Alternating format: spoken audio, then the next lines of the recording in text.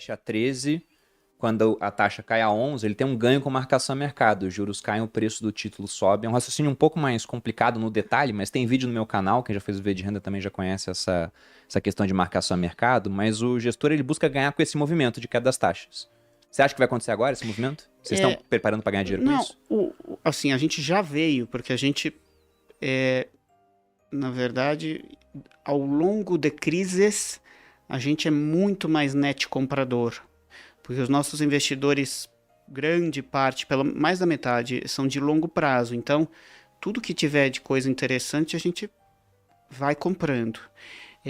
O engraçado, por exemplo, os 3 meses e meio para 4 meses no começo de 2020. Teve a crise de liquidez, enfim, vários gestores tendo que diminuir de tamanho, resgates e tal. Ali a gente ficou comprando sem parar. Para todos os fundos, exceto o top, que perdeu um pouco de tamanho, porque é o fundo de liquidez, o pessoal pode pedir resgate. Para todos os outros fundos, a gente foi para alocação máxima, porque eram empresas muito boas, os papéis estavam sendo negociados num spread que fala, olha, tá interessante de comprar. Então, vamos dizer, em crises, você tem oportunidade. E o que a gente tem sentido é que as empresas continuam num movimento de diversificar fontes de recursos. Então, as empresas vão continuar a ter sua relação com os top 10 bancos, certeza absoluta. Se possível, acessar linhas de longo prazo com BNDES, Banco do Brasil, Caixa, agências de fomento, sim. Mas também estão circulando mais nos mercados de capitais. Então, o número que chama-se emissores ou tomadores de recursos nesses mercados só tem aumentado. E isso é muito bom para a gente, porque você tem mais oportunidades de diversificar a carteira do fundo. E aí tudo isso, o que a gente está conversando hoje, é a mesma tecnologia, prática e jeito de fazer dos fundos de previdência, que a gente começou já lá atrás. Confesso que a gente não conhecia muito o que era a previdência e o seu potencial. Hoje em dia é um tri de reais, aí você tem acho que uns 10% na mão de os que são ditos independentes e os 90% na mão dos top 5, talvez.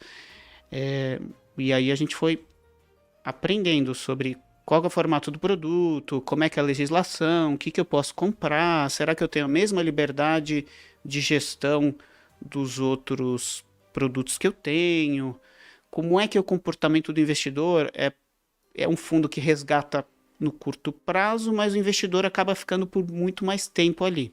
Verdade. Então é interessante. Então a gente foi inclusive aumentando as parcerias com algumas seguradoras, né? Então foi um aprendizado nosso ao longo desses anos. A gente pegou um porte interessante em previdência e enfim, a gente só tem aprendido.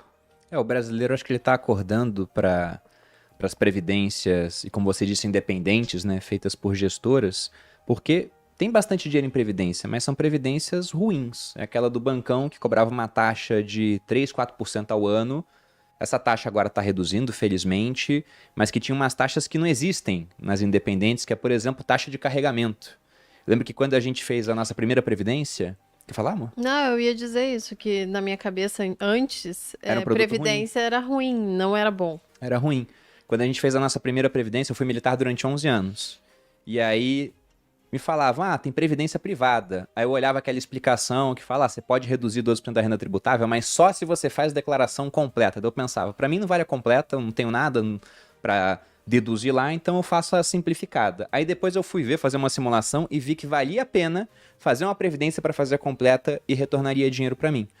Aí eu fui olhar as previdências, era assim, era 3, 4% de taxa de administração ao ano, tinha previdência que eu olhei no Banco do Brasil da época e para eu mandar dinheiro eles cobravam 5%. Para eu mandar dinheiro, eles cobravam 5%. Ou seja, se eu mandava R$100, 5 ficavam para eles. E se eu fosse retirar antes, porque alguma coisa aconteceu, me cobravam mais 5. Aí com o tempo eles iam tirando essa taxa, até que, se eu não me engano, depois de 5 anos não tinha mais taxa.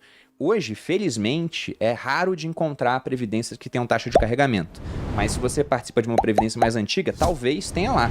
Né? E um outro ponto é que se for pegar a performance, enquanto a gente vê a performance dos fundos de vocês ganhando do referencial comparativo, do CDI, ganhando até em bolsa, os dois que a gente citou aqui, que a gente vai alocar, você pega um monte de previdências que tem bilhões sob gestão e os caras estão perdendo para o CDI ano após ano. Então, agora que o juros está alto, né, tá 3,65 o CDI, essa previdência vai estar dando, sei lá, 10% ao ano, o investidor que não acompanha o que está acontecendo pensa, nossa, a previdência é boa.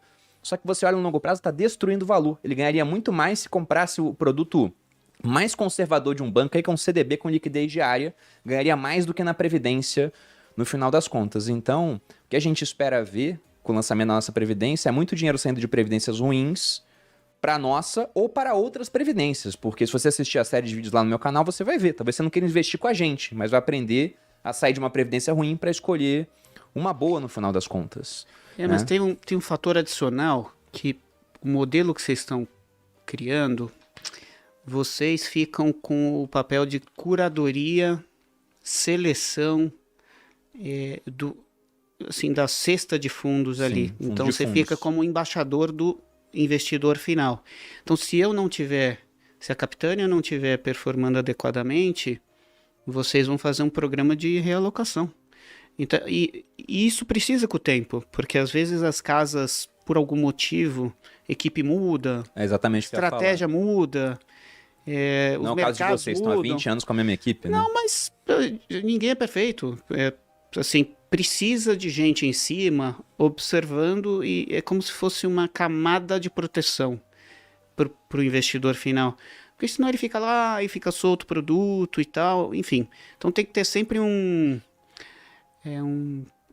gatekeeper, vamos dizer, um defensor, né, da ponta final, selecionador. E aí isso é interessante, porque você vai inclusive cobrando. Tipo, olha, performou bem, legal, por quê? Ou performou mal, por quê? Então isso é importante nós gestores sabermos que tem gente observando, entendeu? Sobe a barra.